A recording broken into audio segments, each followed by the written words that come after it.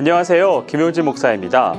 이 영상은 성경 통독하시는 데 도움을 드리기 위해 마련한 영상입니다. 통독을 하면서 익숙하지 않은 배경과 내용들로 인해 어려움을 겪는 성도들이 조금이나마 도움이 될까 싶어 마련한 것인데요. 조금만 관심을 기울이시면 읽으시는 데 유익이 있을 겁니다. 그럼 오늘 읽을 부분에 대한 안내를 해드리겠습니다.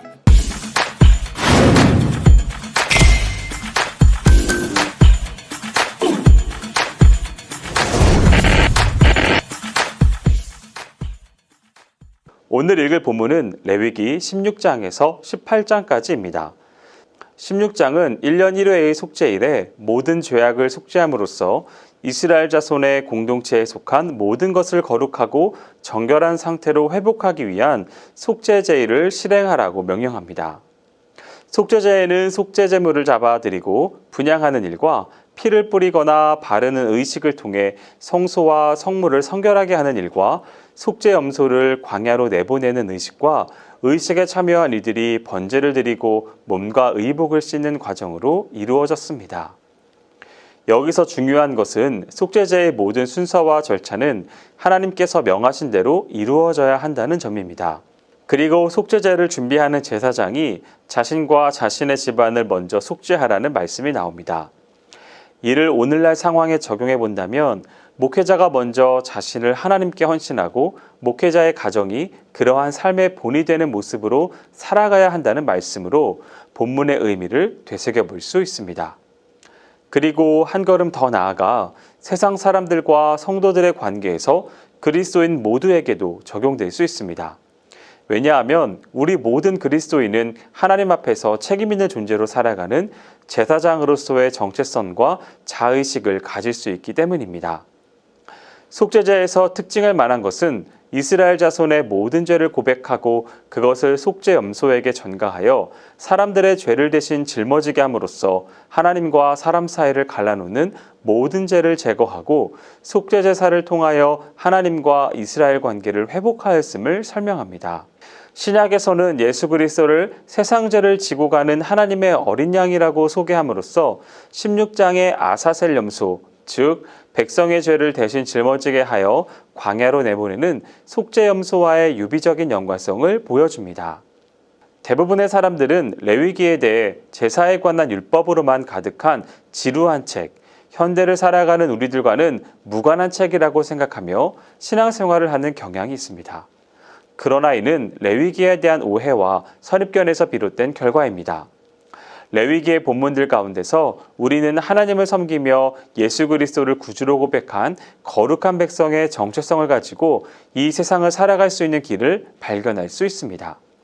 문자 그대로 성도의 길을 배울 수 있으며 세상의 모든 죄악들과 연약한 피조물들에게까지 배려하는 마음으로 말씀하시는 하나님을 만날 수 있습니다. 그것이 17장 이후부터 펼쳐지게 됩니다. 17장에서는 사적인 제물의 도살과 피를 먹는 것을 금지합니다. 그리고 제물은 회막문 앞에서 잡아야 하고 속죄의 피는 제단에 뿌려져야 한다는 규정을 가르쳐주고 있습니다. 이 율법 규정들을 통하여 제사와 속죄에 있어서 하나님의 지시하심을 따라 정해진 공간적인 위치가 중요하며 예배는 사적인 일이 아니라 공동체적이며 공적인 것임을 확인할 수 있습니다. 이는 오늘날 예배의 형식 문제에 적용해 볼 수 있습니다. 온라인으로 예배를 얼마든지 드릴 수 있는 환경이 우리에게 펼쳐졌습니다. 그러나 공적인 예배 참석이 가능한 건강 상태와 상황임에도 불구하고 편리함만을 위해 개인적인 예배가 이루어진다면 이는 성경 말씀에 비추어 볼 때 생각해 볼 여지가 있습니다. 오늘 본문은 정해진 장소와 시간에 드려지는 공적인 예배의 중요성을 교훈하고 있습니다. 예배를 소홀하게 그리고 자유롭게 드려지는 것은 다시 한번 마음의 동기를 잘 생각해 볼 필요가 있습니다. 18장의 주된 내용은 성윤리에 관한 것입니다. 본문의 규정들은 사회의 가장 최소 단위인 가족관계에 적용되며 근친상간과 성적으로 왜곡된 행위들을 금하고 있습니다. 성적인 부정함을 금지하는 규정들이 주를 이루는 본장에서는 개인과 공동체와 그 땅의 문제가 일상생활의 주제인 동시에 결국 하나님과의 관계라는 종교생활의 주제와 결합되어 있는 것임을 알 수 있습니다.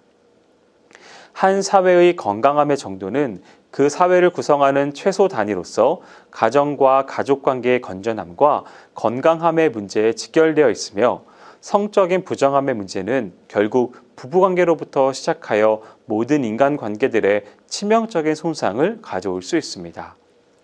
인터넷을 비롯하여 상업주의적인 대중매체들을 통해 급속하게 퍼져가는 왜곡된 성적 정보들과 그로 인하여 음란하고 태폐적인 성문화와 성범죄들이 만연해가는 현실을 볼 때 레위기의 성윤리에 관한 규정들과 엄중한 경고의 말씀은 과거 구약시대의 이스라엘 백성들에게만이 아니라 오늘날 우리 시대에 다시금 새롭게 선포되고 적용되어야 할 중요한 가르침을 담고 있습니다.